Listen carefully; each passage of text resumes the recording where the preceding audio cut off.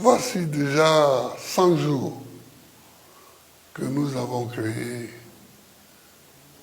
à notre congrès constitutif le PPAC, qui est une idée pour la transformation de la Côte d'Ivoire, pour le combat pour la Côte d'Ivoire.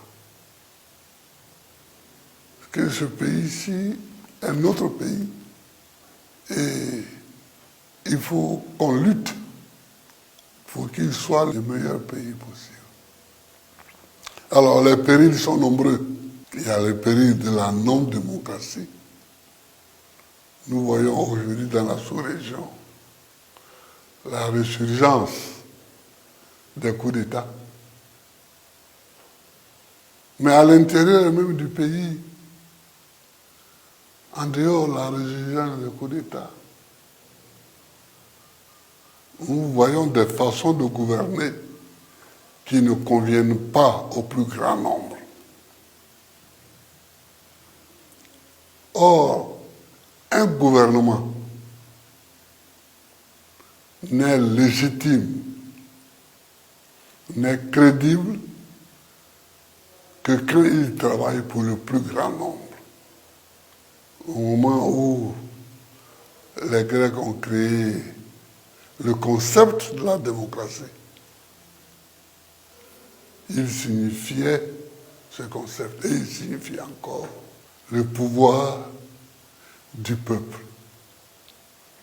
Alors, il y en a qui ont donné plusieurs sens, le gouvernement du peuple, pour le peuple, par le peuple. Bon, mais c'est pour la population. Le plus grand nombre qu'il faut qu'un pouvoir travaille. On n'est pas assuré de réussir à chaque fois, mais on doit faire ce travail pour le plus grand nombre. Confisquer les biens du peuple pour un petit groupe, c'est comme ça que nous nous battons. Confisquer les idées du peuple pour un petit groupe, c'est comme ça que nous nous battons. Nous nous battons pour que le plus grand nombre, ceux qui sont dans les quartiers périphériques, à Yopougon, à Bobo, à Port-Boué, à Koumassi, à Treichville, mais aussi ceux qui sont à la campagne, dans les villages, dans les villes éloignées, pour qu'ils aient droit à la parole, au pain et à l'eau. Voilà pourquoi nous sommes toujours en mouvement. Voilà pourquoi nous sommes continuellement persécutés, mais que nous continuons toujours le combat. Parce qu'il n'y a pas plus grand combat que celui-là.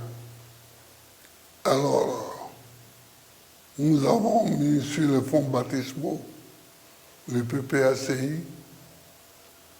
Ça fait aujourd'hui 100 jours. Je voudrais remercier tous ceux qui ont cru en l'idée, tous ceux qui ont cru dans le combat,